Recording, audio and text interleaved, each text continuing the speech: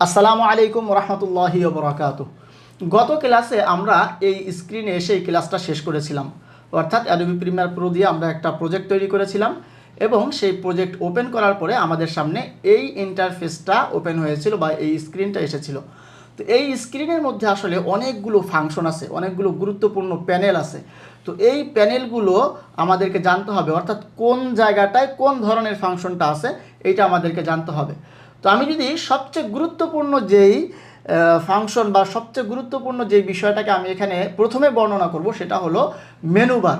মেনুবারটা দেখতে হলে আমাদেরকে প্রথমেই উপরে বাম দিকে উপরে চলে যেতে হবে, একদম উপরে যেখানে এই দেখেন ফাইল লেখা আছে, হ্যাঁ, file, edit, clip, sequence, markers, graphics and titles, view, window, help ইত্যাদি। ঠিক আছে, এই জায়গাটার মধ্যেই আসলে এই অ্যাডোবি প্রিমিয়ার প্রোর যাবতীয় ফাংশনগুলো এই লিস্টের ভিতরেই আছে। অর্থাৎ আমরা যে এই যে আশেপাশেও যে ফাংশনগুলো দেখতে পাচ্ছি, যে প্যানেলগুলো দেখতে পাচ্ছি, এগুলোও কিন্তু এই উপরের এই মেনুবারের ভিতরেই আছে। তো সেই বিষয়গুলো আমরা ইনশাল্লাহ পরে ঘেটে ঘেটে দেখব। এখন আসলে আমরা অবস্থানটা দেখব যে কোন জায়গাটাতে কোন ফাংশনটা আছে।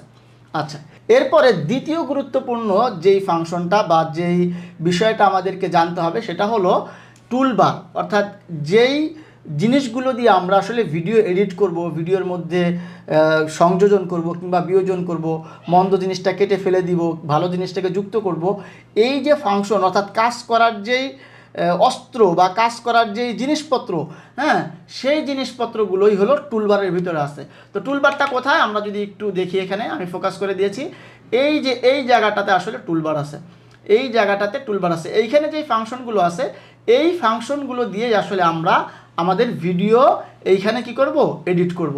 এবং এডিট করার ক্ষেত্রে এই ফাংশনগুলো আমাদেরকে অনেক অনেক সহযোগিতা করবে এবং এগুলো ছাড়া আসলে ভিডিও এডিটিং করা কখনোই সম্ভব না।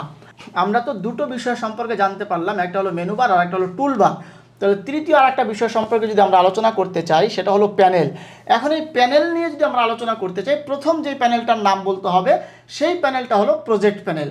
অর্থাৎ আমরা যে প্রজেক্ট তৈরি করেছিলাম সেই প্রজেক্টের প্যানেল, সেই প্রজেক্টটার ম্যাটেরিয়াল যেখানে থাকবে, সেই প্রজেক্টটা যেখান থেকে রান করা হবে, যেখান থেকে পরিচালনা করা হবে, সেই প্যানেলটাই হলো এই প্রজেক্ট প্যানেল এবং এটা হলো অত্যন্ত গুরুত্বপূর্ণ একটা প্যানেল।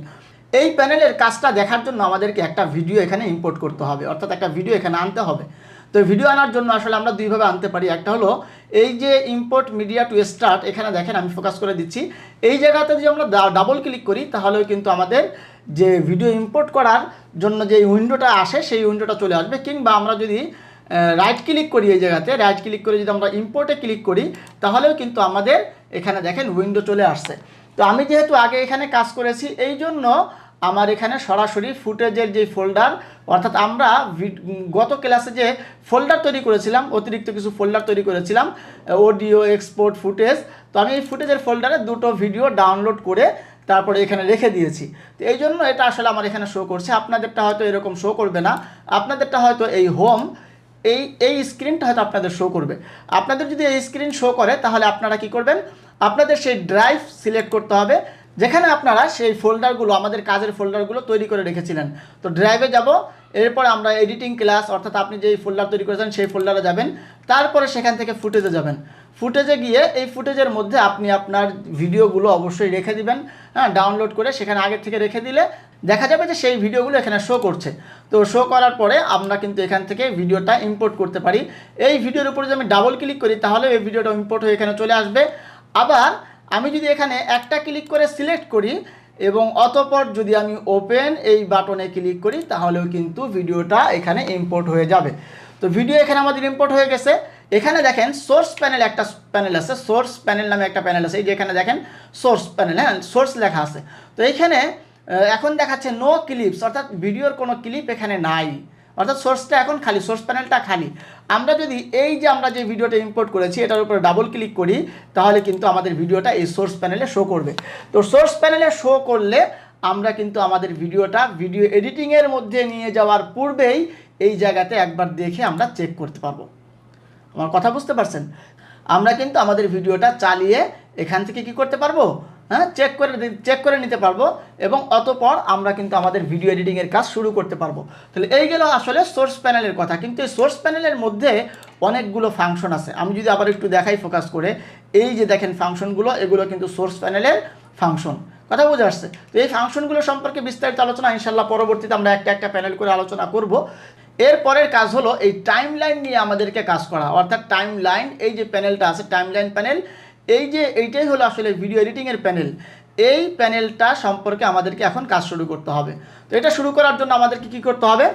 দুটো সিস্টেম আছে।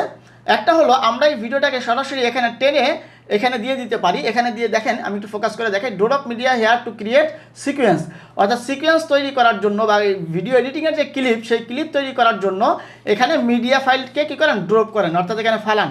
তো টান দিয়ে এখানে ফেলে দিলেও কিন্তু এখানে কী হয়ে যাবে? আমাদের এই ভিডিওটা ভিডিও এডিটিংয়ের যেই ফাংশন, সেই ফাংশনে ওপেন হয়ে যাবে।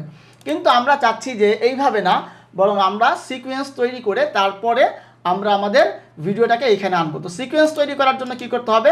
আমরা প্রজেক্ট প্যানেলের খালি জায়গাতে আমরা রাইট ক্লিক করব, রাইট ক্লিক করে নিউ আইটেমে ক্লিক করব, ক্লিক করে এই দেখেন এখানে সিকোয়েন্স আছে, আমরা এই সিকোয়েন্সে ক্লিক করব। সিকোয়েন্সে ক্লিক করলে দেখা যাবে যে এই রকমের একটা উইন্ডো আমাদের সামনে ওপেন হবে।